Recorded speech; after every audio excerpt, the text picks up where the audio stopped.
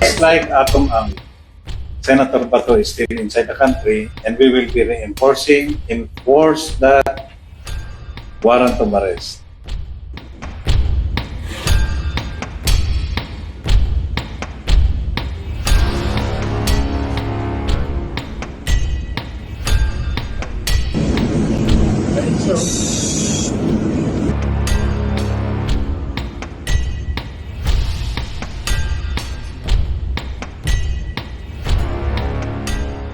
Maituturing na wanted na si Senador Ronald Bato de la Rosa sa kasalukuyan, May 2026, dahil sa warrant of arrest na inilabas ng International Criminal Court.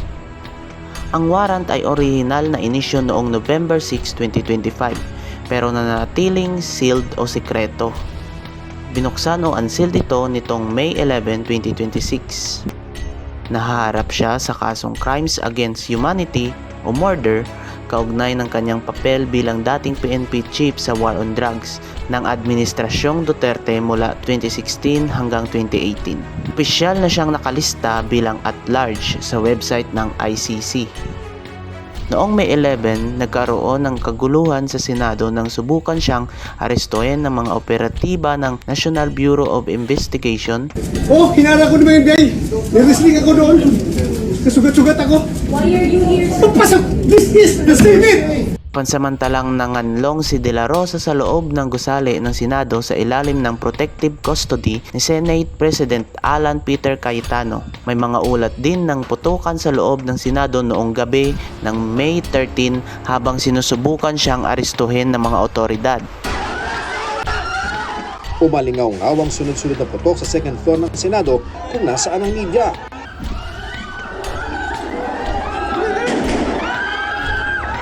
Nitong uling ulat ngayong May 15, 2026, nakalabas na si De La Rosa sa gusali ng Senado at hindi na alam ang kanyang eksaktong kinaroroonan matapos ang tinatawag na Disappearing Act. Patuloy na humihiling ang kanyang mga abogado sa Supreme Court para sa isang temporary restraining order upang pigilan ang gobyerno sa pag-aresto at pag-turnover sa kanya sa ICC sa The Hague. Kung matutuloy ang pag-aresto sa kanya, posibleng makasama niya sa kustodiya sa Netherlands si dating Pangulong Rodrigo Duterte na nauna nang naaresto noong Marso 2025. Ang pinakauling ulat ngayong araw, May 15, 2026 ay nakatuon sa tensyon sa pagitan ng iba't ibang ahensya ng gobyerno at ang paghahanap sa kinaroroonan ni Senador Bato de la Rosa matapos ang naganap na putukan sa Senado.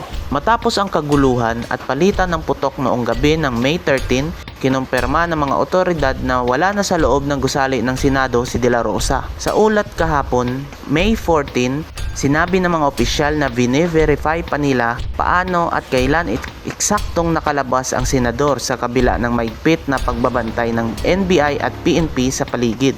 Bigo si De La Rosa na makakuha ng agarang temporary restraining order sa halip na maglabas ng TRO. Binigyan ng SC ang mga respondent gaya ng DOJ at NBI ng 72 hours hanggang bukas o linggo para magsumite ng kanilang komento o petisyon ng senador. Ano ang ibig sabihin nito? Dahil walang TRO, legal pa ring arestuhin si De La Rosa kung may sapat na basihan ang mga lokal na otoridad, bagamat iginigiit ng DILG na hihintayin muna nila ang opisyal na notice mula sa Interpol. Nagpapatuloy ang turuan kung sino ang nagsimula ng putukan noong Miyerkules ng gabi. Sabi ng Malacanang, ang Sergeant at Arms daw ng Senado ang unang nagpaputok ng warning shot. Sabi naman ni Senator Antonio Trillanes, posibleng stage o kinalabit lamang ang insidente ni De La Rosa at Senate President Cayetano para makatakas ang senador o para makakuha ng simpatiya. May isa ng suspect na nasa ilalim ng kustodiyan ng PNP kaugnay ng insidenteng ito. Ang Amnesty Philippines at ang Philippine Coalition for the International Criminal Court or PCICC ay opisyal nang nananawagan sa gobyerno na huwag gawing sanctuary ang Senado. Giit nila, dapat nang i-turn over si De La Rosa sa ICC sa The Hague. Lalo't kasalukuyan nang nakakulong doon si dating Pangulong Rodrigo Duterte. Sa madaling salita, ang gobyerno ay nasa manhunt mode na habang hinihintay ang final na desisyon ng Supreme Court sa petisyon ni De La Rosa sa darating na mga araw. Sa pinakahuling ulat ng pambansang pulisya ngayong May 22 to 23, 2026, hindi pa rin alam ang eksaktong kinaroroonan ni Senador Ronald Bato de la Rosa. Ngunit kinumpirma ng gobyerno na siya ay nasa loob pa rin ng Pilipinas. Siya ay opisyal na itinuring na fugitive matapos ibasura ng Supreme Court noong May 20 ang kanyang hiling para sa temporary restraining order. Opisyal nang idineklara ng Department of Justice at ng Office of the Solicitor General si De La Rosa bilang isang fugitive from justice.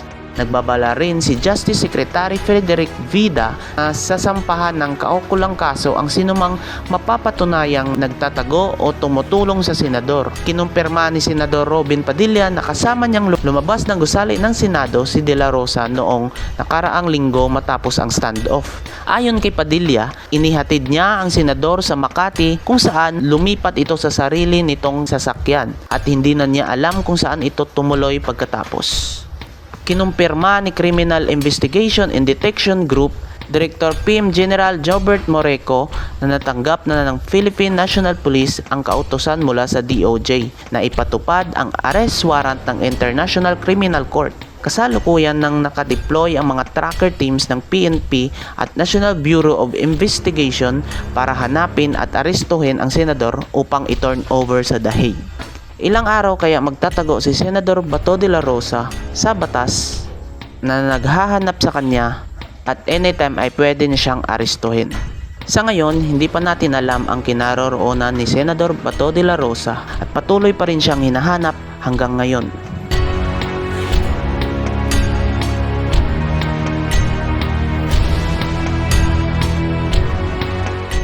When bells for us are rung and our last stops is sung, let generations see our country free. Only to righteous way, those solid ranks of gray, thy virtues to display. Academy.